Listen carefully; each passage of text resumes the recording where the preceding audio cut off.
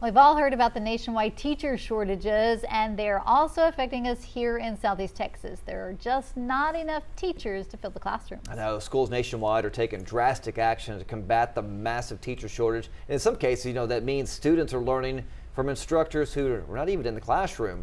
Blaine Alexander explains. Share your answers with the class.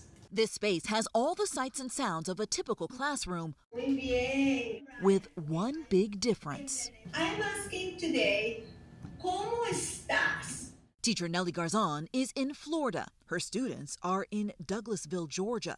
Hers is a virtual classroom, something the county started in 2015. But as teacher vacancies have increased, so have the virtual instructors. We moved from 10 to 15 to 60 or 70. Vacancies.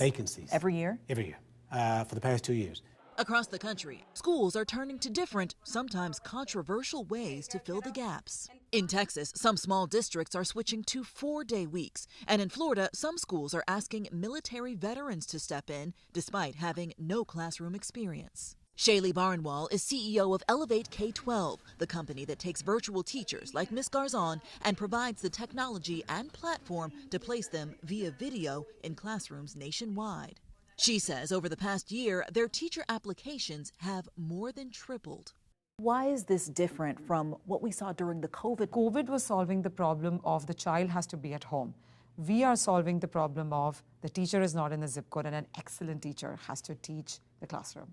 But some critics say that in-person student-teacher bond is crucial. There's so much that happens in a classroom that is lost in the computer.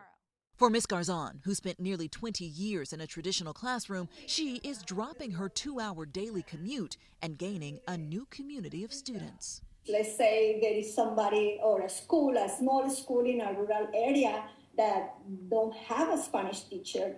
Now they do have the opportunity. Each virtual classroom has an in-person facilitator, and students can ask questions through a computer microphone or privately in the chat. Who prefers virtual?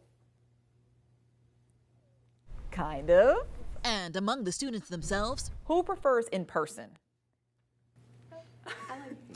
reviews are mixed. The teaching is still effective. I'm not like a talker in class, so with the private chat, I can just ask a question and so I don't have to ask the teacher out loud or get up out of my seat. I'm the total opposite. I like to talk to the teacher face to face. I don't want people to think that face-to-face is going to go away. It isn't. We owe it to our students to offer them options. One more round of applause for everybody who shared their responses. Blaine Alexander, NBC News, Douglasville, Georgia.